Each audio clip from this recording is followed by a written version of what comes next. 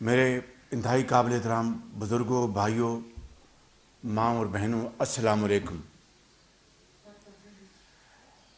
عالمی سطح پر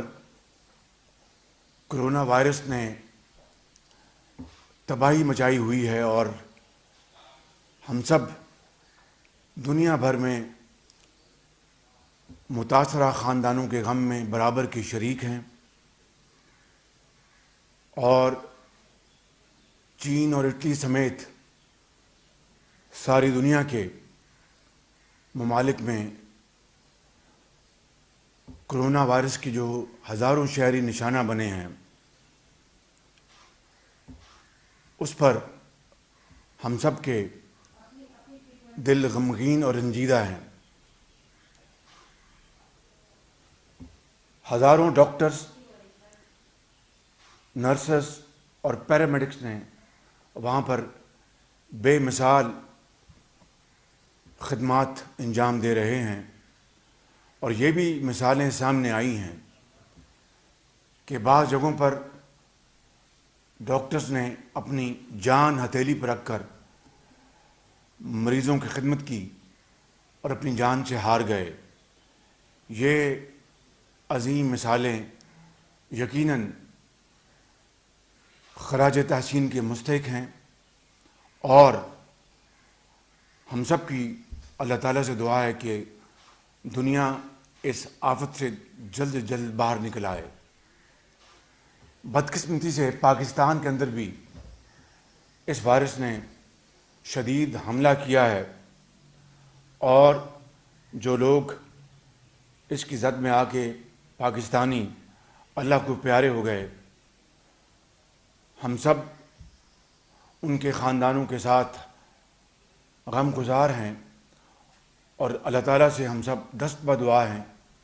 کہ ان کو جنت الفردوس میں جگہ عطا فرمائے اور ان کے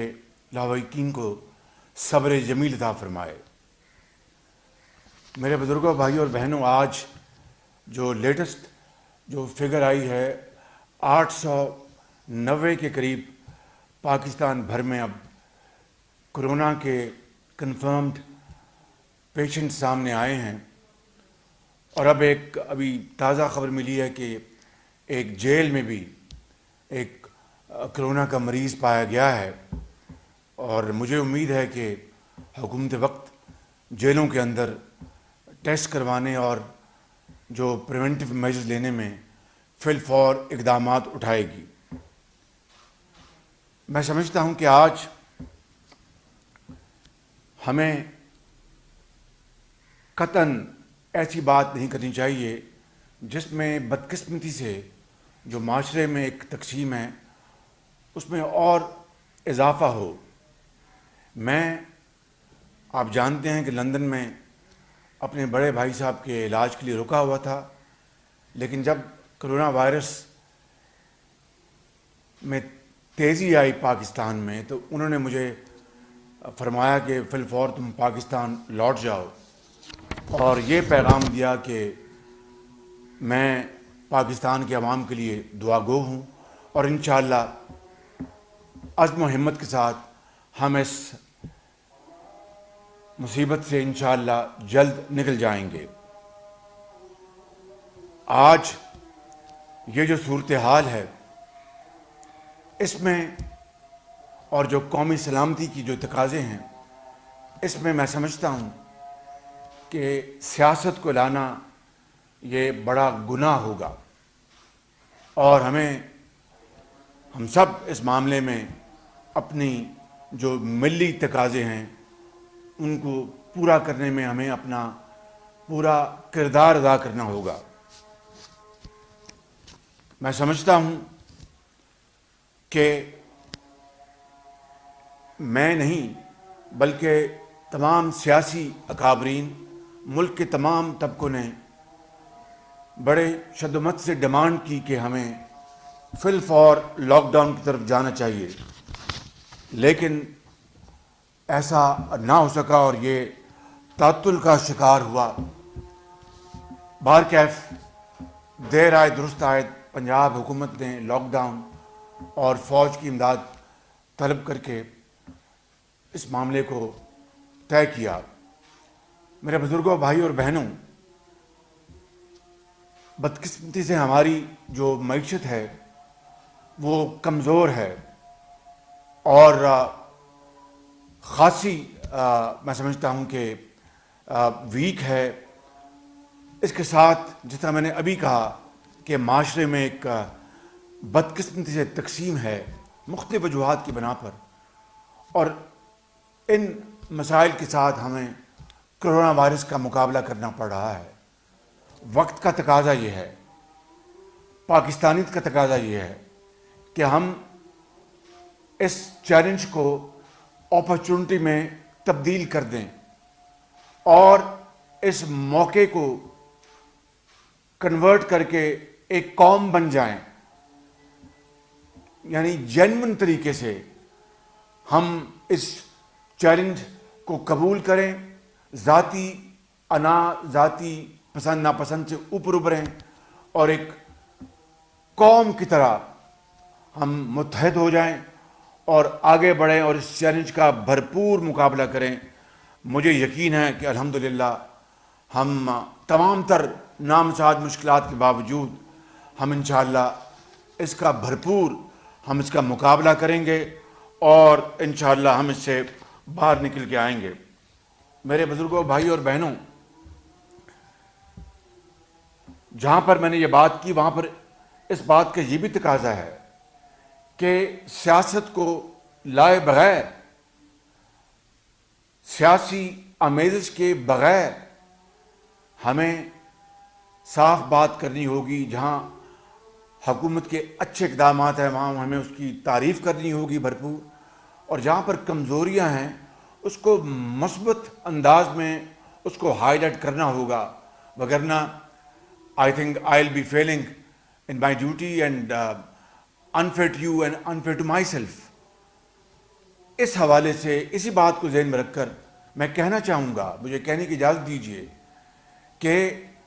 کاش تفتان کا دویکل نہ ہوتا. تفتان کے حوالے سے حکومت کی شدید غفلت اور میجر غلطی سامنے آئی ہے. اگر برق رفتاری سے انتظامات کیے ہوتے، سنجیدگی سے جو پروٹوکولز ہیں ان کو ان پلیس کیا ہوتا، مثال کے طور پر جو آپ کی جو ایکس رے ہیں، ٹیسٹنگ جو میکنزم ہے، آپ کا جو کوارنٹائن کا جو پروٹوکول ہے اس کو ان پلیس کیا ہوتا، آئسولیشن سینٹرز پراپرلی بنے ہوتے، اور جس طرح آپ نے ویڈیوز میں دیکھا کہ بھیڑ بکریوں کی طرح لوگوں کو رکھا گیا، ایسا نہ کیا ہوتا اور زائرین کو اس طرح یہ ٹریٹمنٹ نہ ملتا جو ان کے ساتھ ظلم اور زیادتی ہوئی ہے، تو آج یہ جو پاکستان کے اندر جو یہ وائرس کا جو حملہ ہوا ہے شاید اس کی شدت اتنی نہ ہوتی. بہرکیف یہ ایسا ہوا، بدقسمتی ہے کہ اس طرح ہوا. اب ہمیں آگے بڑھنا ہے اور اس معاملے کو اب حل کرنا ہے. آپ جانتے ہیں کہ اس کی ابھی کوئی بیماری کی ابھی کوئی دوائی یا ویکسین سامنے نہیں آئی. ایک ہی اس کا علاج ہے،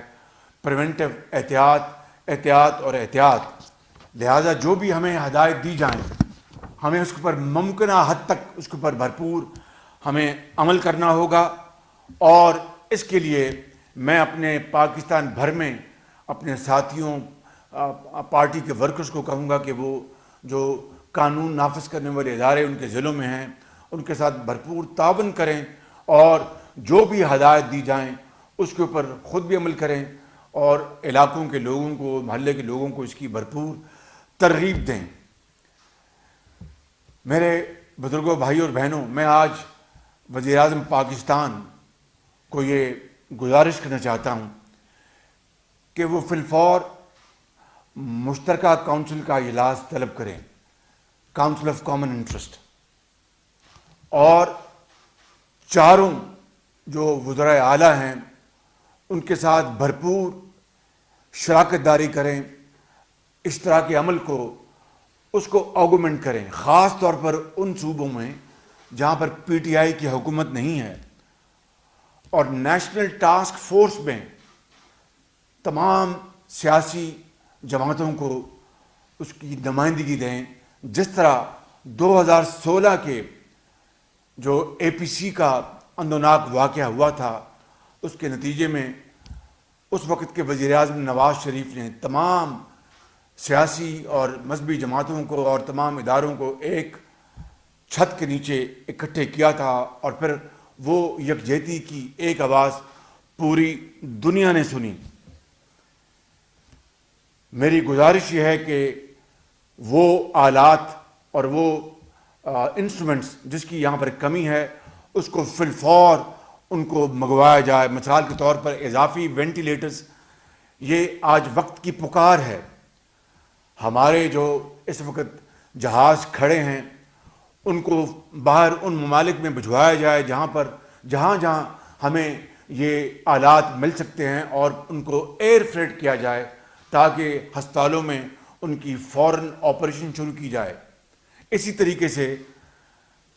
جس طرح ڈینگی کے زمانے میں ہم نے پلیٹلیٹ کے لیے مشینیں جرمنی سے ہم نے ایئر فریٹ کی، اپنا بلڈ کاؤنٹس کے لیے ہم نے جو مشینیں ہیں وہ ہم نے ایئر فریٹ کی، اور اس طرح کا بے شمار سامان. اسی طریقے سے جنگی بنیادوں پر ہمیں یہ آلات باہر سے منگوانے چاہیے. اور اسی طریقے سے ڈاکٹرز کو، نرسز کو، پیرامیڈکس کو جو ان کی جو سیفٹی پروٹیکٹیو کٹس ہیں وہ ہمیں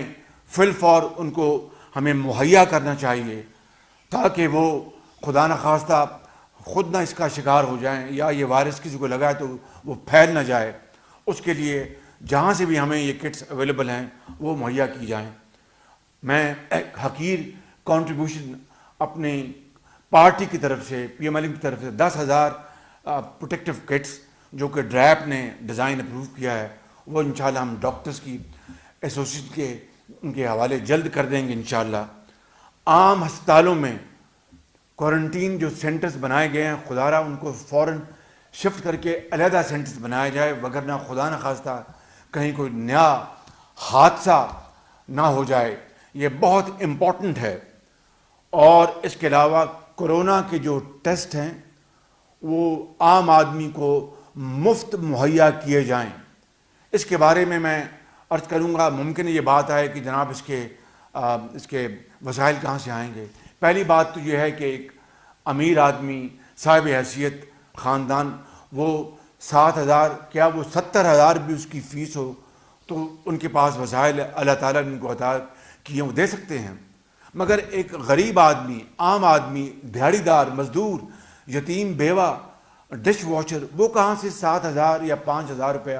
وہ اس کے لیے اپنا نکال کے لائے گی؟ کیونکہ اس وقت آلریڈی اس وائرس نے دنیا کی تمام اکانومیز کو تباہ کر دیا ہے، اور ریسیشن آلریڈی شروع ہے. یہاں پر غریب آدمی کی جیبیں صاف ہو چکی ہیں، ان کی مزدوریاں ختم ہو چکی ہیں. یہ آج حکومت کا فرض ہے کہ وہ ایک مائی باپ بن کر ان کے سروں پر ہاتھ رکھے اور آگے بڑھ کر، کیونکہ خدا کرے کہ اس طرح کی مصیبت رہتی دنیا تک دوبارہ نہ آئے، لیکن اگر آج آ گئی ہے تو یہ وسائل جہاں سے بھی ہم نے اکٹھے کرنے ہیں ان کو اکٹھا کر کے وہ ان غریب، ان نیڈی جو ہمارے لوگ ہیں ان کے قدموں میں نچھاور کرے. میں ابھی 1 سیکنڈ میں بتاؤں گا کہ اس کا کیا حل ہے وسائل کا، لیکن بنیادی بات یہ ہے کہ ہمیں اگر امیر آدمی کرا سکتا ہے تو غریب آدمی، عام آدمی کے لیے حکومت کی ذمہ داری ہے. اور اگر اس میں ہم ناکام ہوں گے تو پھر یہ قائد اعظم کا پاکستان نہیں ہے، پھر یہ کوئی اور پاکستان ہوگا. اس لیے مجھے پوری امید ہے کہ اس بارے میں حکومت تمام وسائل بروکار لائے گی. اس کے لیے میں ابھی عرض کرتا ہوں، لاک ڈاؤن نافذ ہو چکا، افواج پاکستان کے ذمے یہ ذمہ داری دی جا چکی. اب فوری طور پر خوراک پہنچوانے کے لیے، جہاں پر پیشنٹس ہیں، گھروں میں لوگ لاک ڈاؤن ہیں، اب ادویات پہنچانے کے لیے خاص طور پر ان لوگوں کو جو کہ خاص طور پر ان لوگوں کو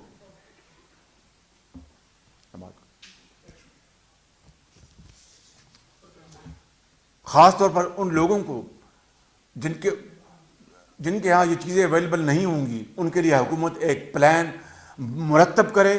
اور اس پلان کو فی الفور اس کو عوام کے سامنے لا کر اس کو نافذ العمل کرے۔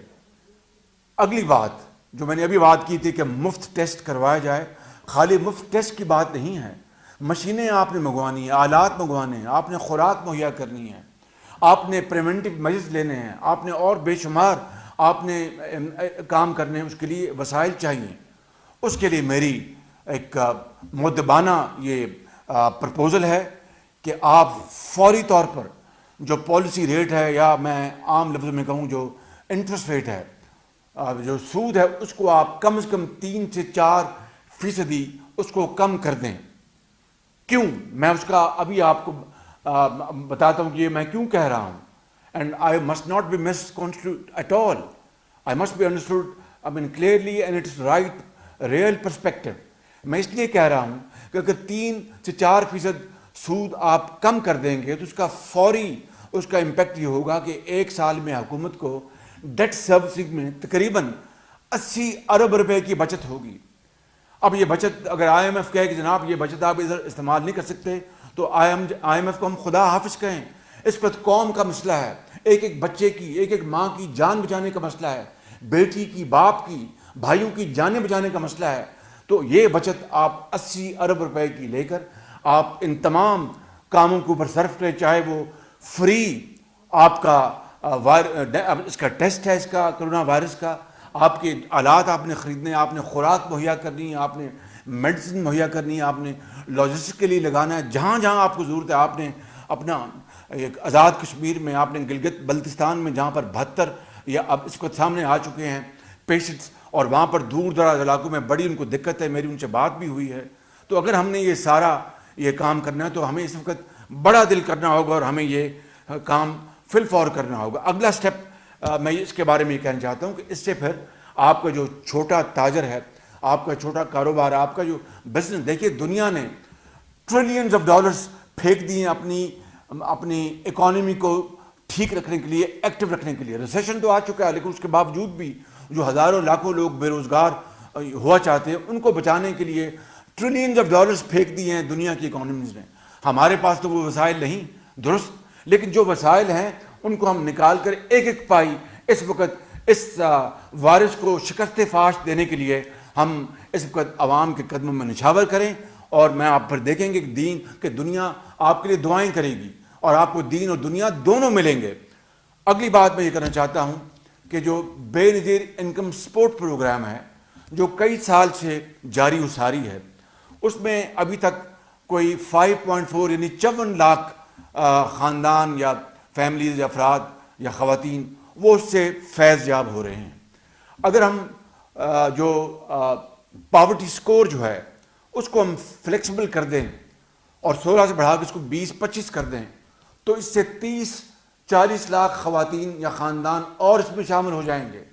اور اس سے میں سمجھتا ہوں کہ بے پناہ فائدہ ہوگا ان لوگوں کو جو کہ اپنا غربت کے لکیر سے نیچے چلے گئے ہیں، ان کی جیبیں خالی ہو گئی ہیں، ایک وقت کی روٹی کے کو وہ ترستے ہیں۔ تو یہ اس پروگرام سے آپ 30-40 لاکھ فیملیز کو اور آپ اس میں شامل کر سکتے ہیں۔ اور اس کے علاوہ چونکہ یہ پروگرام شہروں کے لیے نہیں ہے، تو شہروں میں جو لوگ مزدوری کرنے کے لیے غریب ترین لوگ آئے ہوئے ہیں شہروں میں، ان کو رجسٹر کر کر جب تک کہ اس کا دورانیہ ہے اس وائرس کا، خدا کرے کہ یہ آج نہیں کل جو گزر گیا ختم ہو جائے، مگر جب تک اس کا دورانیہ ہے اس ایمرجنسی پیریڈ میں ان غریب خاندانوں کو، دہاڑی داروں کو جو شہروں میں ہیں، ان کو 3,000 روپیہ ماہانہ اگر ہم یہ وظیفہ دیں جب تک یہ وائرس ٹل نہیں جاتا، تو میں سمجھتا ہوں کہ یہ بھی بیسپ کے ذریعے ہم اس چیز کو کر سکتے ہیں۔ پھر EOBI ہے جو آپ جانتے ہیں کہ it's called employees of old age جو انسٹیٹیوشن جو ہے، اس میں بے شمار فنڈز ہیں، ان کو بھی ہم استعمال کر سکتے ہیں۔ تو میں سمجھتا ہوں کہ یہ وہ سٹیپس ہیں جو اگر ہم لیں گے تو انشاءاللہ اس کا بہت فائدہ ہوگا۔ اب تیل کی طرف آتا ہوں، بغیر کسی تفصیل میں جائے بغیر، صرف تیل کی جو قیمت ہے حکومت کو 70 روپے فی لیٹر فی الفور اس میں کمی کرنی چاہیے۔ اس سے فائدہ کیا ہوگا؟ آپ کی انفلیشن کم ہوگی اور عام آدمی کو ریلیف ہوگا اور حکومت کو کوئی نقصان نہیں ہوگا قطعاً، اس لیے کہ تیل کی قیمتیں عالمی منڈیوں میں تاریخ کی کم ترین سطح پر ہیں اور ہماری جو اپنا جو کاسٹ پرائسز ہیں وہ بہت زیادہ ہیں. اس لیے 70 روپے فی لیٹر اگر آپ تیل کی قیمت کم کر دیں تو حکومت کو کوئی نقصان نہیں، مگر عام آدمی کو ریلیف ملے گا، قیمتوں میں انفلیشن میں کمی آئے گی اور اس کا فائدہ ہوگا. اگلی بات بڑی امپورٹنٹ ہے اور وہ یہ ہے کہ جو مسیحا ہمارے ڈاکٹرز، ایکسپرٹس، ہماری نرسیں، ہماری بیٹیاں قوم کی، ہمارے پیرامیڈکس جو دن رات کام کر رہے ہیں اور خلق خدا کی خدمت کر رہے ہیں، سفرنگ ہیومینٹی کی، ہمارا فرض ہے، گورنمنٹ کا فرض ہے کہ ان کو ان کے معاشی بوجھ سے ہم نکال کر نجات دلوائیں تاکہ وہ فوکس طریقے سے دن رات جو خلق خدا اس کی خدمت کریں، پیشنٹس کی خدمت کریں، ان کی دعائیں لیں. اس کے لیے میں پرپوز کروں گا کہ ڈاکٹرز کی، نرسز کی اور پیرامیڈکس کی جو تنخواہ ہے اس کو 2 گنا فی الفور کر دیا جائے تاکہ وہ سکون کے ساتھ اپنا، ان کو یہ نہیں ہوگا کہ ہمارے گھر میں دال روٹی ہے کہ نہیں، کیا معاملہ ہے. وہ سکون کے ساتھ ہسپتالوں میں جہاں یہ سینٹرز ہیں وہ دن رات کام کریں گے اور وہ خدا کی خوشنودی حاصل کریں گے. یہ وہ جو مداد ہیں، اس کے وسائل کہاں سے آئیں گے؟ میں نے آپ کو کہا کہ اس کا بڑا جو فاؤنٹین ہے وہ یہی ہے کہ آپ 3 سے 4% انٹرسٹ ریٹ کم کریں، 80 ارب کی بچت کریں اور پھر ان مدوں میں خرچ کریں تو آپ دیکھیں گے کہ اللہ تعالیٰ کی رضا بھی شامل حال ہوگی اور انشاءاللہ یہ مرض جو ہے یہ انشاءاللہ اللہ تعالیٰ ضرور اس کا خاتمہ کر دے گا. بیت المال پھر ایک اور بڑا امپورٹنٹ انسٹیٹیوشن ہے، وہاں سے جو مستحقین کے لیے ہم 10-12 ارب روپیہ ہم خرچ کر کے تو وہاں پر مستحقین تک پہنچا سکتے ہیں خوراک کی صورت میں اور معاملات میں. اور اس سلسلے میں ایک اور بڑی اہم امپورٹنٹ بات، 5,000 روپے بجلی کے بل جن گھرانوں میں آتے ہیں، 5,000 روپے، اور 2,000 روپیہ گیس کا بل جن گھرانوں میں آتا ہے، وہ میں سمجھتا ہوں کہ آج یہ بل دینے کے قابل نہیں ہیں. آپ اچھی طرح جانتے ہیں، مجھے قوم کا وقت نہیں ضائع کرنا، آپ you understand it fully well, very clearly, crystal clear ہے. ان کے لیے میری تجویز ہے کہ ان کے لیے آپ ان کی ادائیگیاں جو ہیں ان کو آپ ملتوی کر دیں، ڈیفر کر دیں. کاش بہت اچھا ہو کہ اگر آپ 2,000 روپیہ ان کو اپ فرنٹ ان کو آپ معاف کر دیں. اگر نہیں کر سکتے تو کم از کم ان کی ادائیگیاں جو ہیں وہ مؤخر کر دیں اور اس طرح غریب آدمی جو ہے وہ بیچارہ بچ جائے گا، وگرنہ اس وقت اس کی جیب خالی ہے، وہ ایک دھیلا نہیں دے سکتا. میں زیادہ وقت نہیں لوں گا، یہ عرض کروں گا کہ میڈیا ریاست کا چوتھا ستون ہے اور پوری قوم اس وقت میڈیا کے رول کو سراہ رہی ہے کہ میڈیا اس وقت پوری طرح لیڈ کر رہا ہے اس کیمپین کو، باقاعدہ آگاہی کے حوالے سے، پریونٹیو میجرز کے حوالے سے، اور اس کا یہ کلیدی کردار جو ہے وہ it's being appreciated by all and sundry. میں سمجھتا ہوں کہ حکومت وقت اس وقت کو چاہیے کہ ایک بڑا جامع پیکج کیمپین کا بنوا کر میڈیا کے ساتھ اگر حکومت لانچ کرے تو اس کا بے پناہ فائدہ ہوگا. اس کے لیے میں تجویز پیش کروں گا، جس طرح میں نے کہا کہ یہ سیاست کا موقع نہیں ہے، میں مشورہ دوں گا نیک نیتی کے ساتھ وزیر اعظم کو اور ان کی حکومت کو کہ براہ کرم کورونا سے نپٹنے کے لیے میڈیا کو آپ قریب بلائیں، ان کو آپ گلے لگائیں اور ان سے یہ کام لیں اور as a measure of good will, خیر سگالی کے جذبے سے آپ میڈیا کا جو گروپ ہے جس کے انچارج میر شکیل الرحمان ہیں ان کی آپ ضمانت کروائیں اور اس گڈ ول سے آپ دیکھیں گے کہ میڈیا کی کیمپین جو ہے اللہ تعالیٰ کے فضل و کرم سے بہت آگے بڑھے گی. یہ آپ کا فیصلہ ہے، مگر میں آپ کو ایمانداری سے یہ کہتا ہوں کہ یہ اقدامات اگر آپ اٹھائیں گے تو اس کا یقیناً بے پناہ فائدہ ہوگا. میں نے گزشتہ روز اپوزیشن کی تمام پولیٹیکل لیڈرشپ سے میں نے اپنا مشورہ کیا ٹیلی فون کے اوپر اور حالات سے آگاہی کی، اور اس مشورے کا ایک ہی مقصد تھا کہ ہم APC کریں اور مثبت انداز میں حکومت کو مشورے دیں، حکومت کے جو اچھے کام ہیں ان کو ایکنالج کریں، اپریشیٹ کریں، اور جہاں پر کمزوری ہے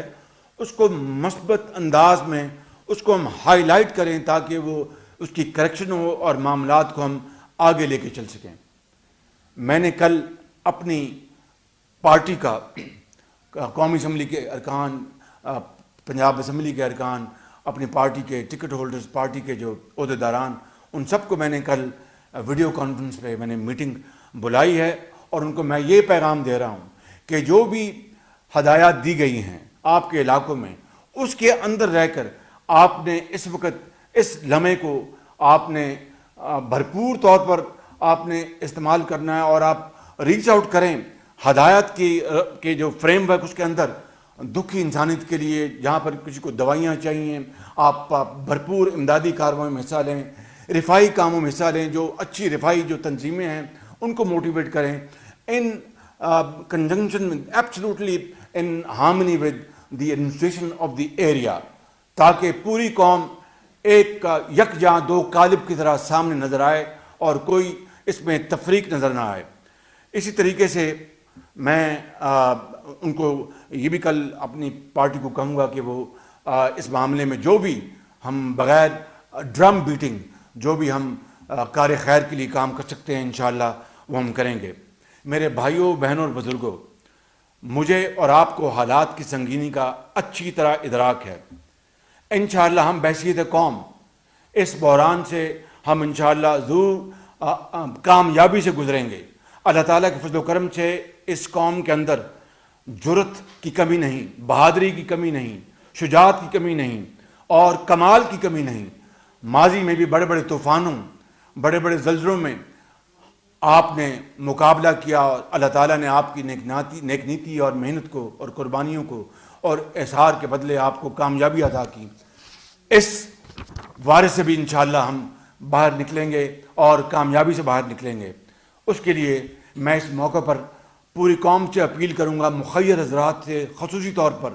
درد دل حضرات کے ساتھ، ان کو کہ آپ آگے بڑھیں اور دکھی انسانیت کا ہاتھ تھامیں، اور سفید پوش جو کسی کے آگے ہاتھ نہیں پھیلاتے ان کے سروں پر دست شفقت رکھیں۔ یہ ایک امتحان ہے، مگر انشاءاللہ اس امتحان میں اگر ہم with unity of thought and action ہم جائیں گے تو اس بھٹی میں سے کندن کی طرح نکل کر دنیا کے سامنے ایک بڑی مضبوط اور مثالی قوم بن کر نکلیں گے۔ مشکل اور آسائش اس گھڑی میں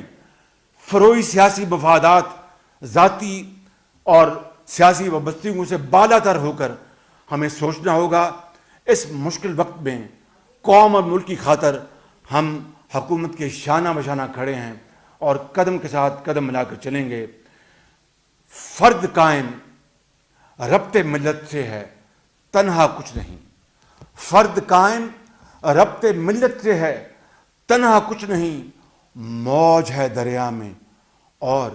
بیرون دریا کچھ نہیں۔ اگر اقبال کے اس عظیم فلسفے کو،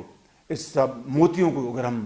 یقیناً اس کو ہم ایبزارب کر لیں تو پھر کسی چیز کی کمی نہیں ہوگی۔ انشاءاللہ ہم اس کا مقابلہ کریں گے، اس کو شکست دیں گے، اور پاکستان عظیم بنے گا۔ پاکستان پائندہ باد۔